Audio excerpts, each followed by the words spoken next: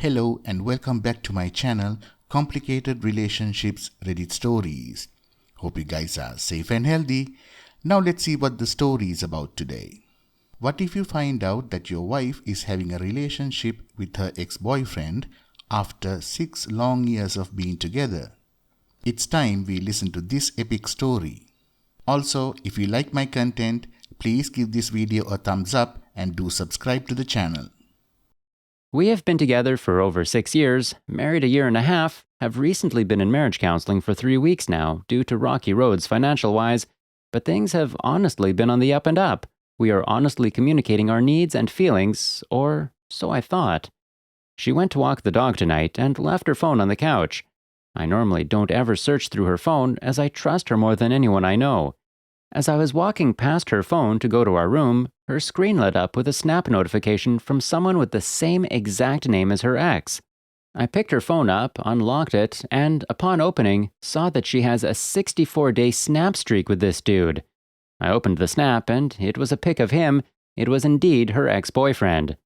To make matters worse, there is an emoji symbol next to his name with 2 hearts, which, upon Googling, I found that it apparently means they have been each other's #1 Snapped friend for 2 months straight.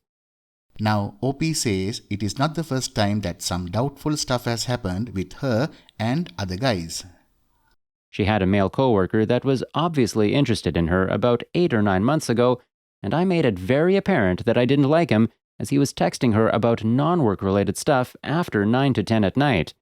So it came time for her to upgrade her phone, and I was setting up her new one and saw that she had muted notifications from this guy. In the text, he had asked her to meet up for coffee, and she had agreed, but something had come up, so it didn't happen. I will admit I am not a good communicator when dealing with emotional stuff, especially when it is confronting someone I trust with my life. Shout out foster care emotional trauma. So I held on to it for a few days to digest and then confronted her about it. She broke down and said she had muted the conversation because she saw that I would get upset when he was texting her, work-related or not. They made up and she promised OP not to let anything happen like that again. So it was the last time OP checked her phone. Fast forward to now and OP finds this garbage. Regarding the ex's situation, I'm not sure what to do.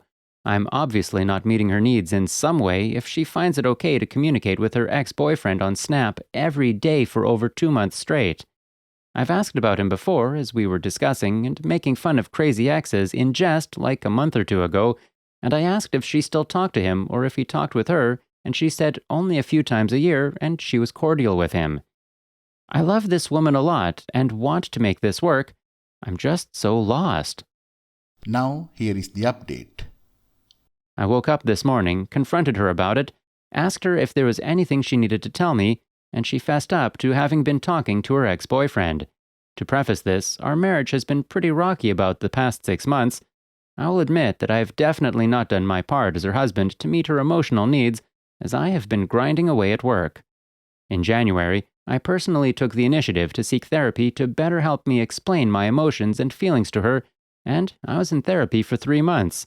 I'd say it worked, as we seemed to have gotten better as a couple from March to April. The base of our issues are financial and emotional expectations not being met.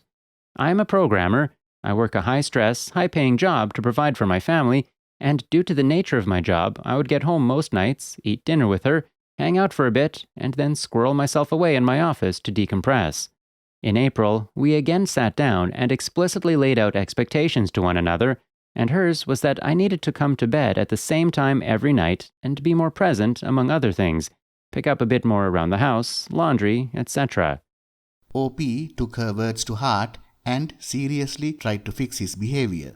He struggled the first month, but got into the swing of things by June and into July. Stuff seemed to be going well, and then I left for some training in July. It all seemed to implode while I was away at training. She had overspent like crazy while I was gone, but suddenly needed space, and it wasn't helping anything that I was away from her.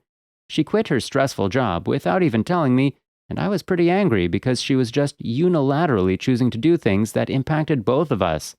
I get back, and she is telling me that she was upset I wasn't supporting her in doing what she thought was right, and that she figured out what she wanted to do. She mocked up a list of all the things she wanted, not even taking into account the added pressure being the sole breadwinner. We even went out to dinner on my birthday, and it devolved into a fight about her and her happiness.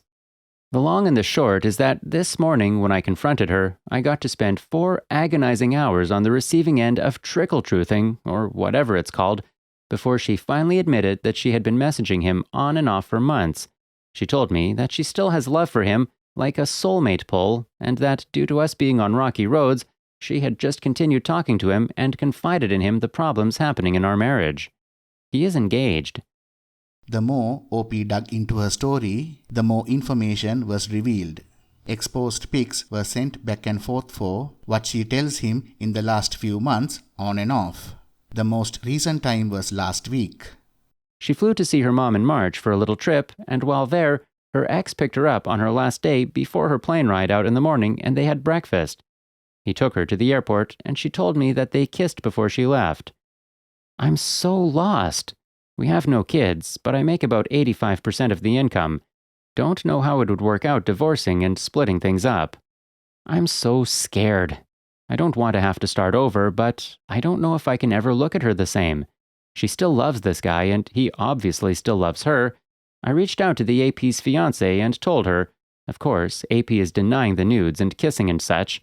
I'm just kinda in shock and lost. Well, what a whirlwind of 24 hours. The consensus is to go ahead and cut my losses. If she can't even walk on a gravel road a year and a half in, how will we ever be able to cross the mountains that will inevitably come in a lifelong relationship like this? OP admits that he is somewhat lost, but he's actively trying to work through it. My wife and I had another discussion where I cross-checked what she was saying to me and what the fiancé of the AP had told me.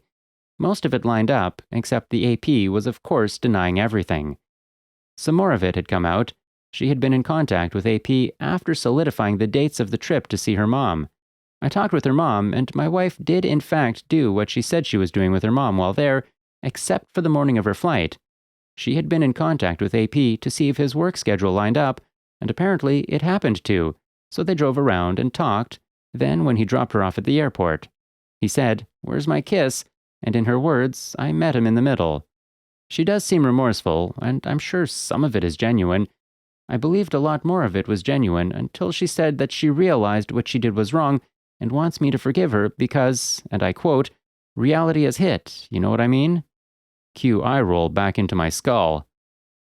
OP's response was that the reality is he literally paid for her to go and be with another man. On that front, she is pretty adamant about nothing happening beyond kissing, but again, only her and AP know what really happened, and I've dug and dug, and the answer has always been that nothing else went on. Now, on to next steps. I reached out to a divorce lawyer, and he quoted me about $1.5K to get the papers in a no-fault divorce drawn up. Is going no-fault the best option, or should I pursue the at-fault? I don't have much evidence other than a screenshot of her Snapstreak and a picture of the guy. I looked up the 180, and I'm following what it says to do. She said that she wanted me to be angry and upset and all of that, because that way she would know I want this relationship to continue. Fact is, what I want is changing on the hour, so I don't really know what to do and how to treat her. She keeps saying "I love you" to me. I don't really love her right now. Is it okay to not say that back to her? And finally, the 180 mentioned that I shouldn't bring up or mention the relationship or the future or anything, which I should only talk about it when she is ready, because she needs to be the one leading this cart and putting in the effort. It's not on me to change.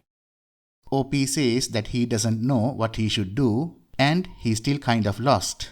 Here is the final update. Well, I did it. Told her I wanted to separate.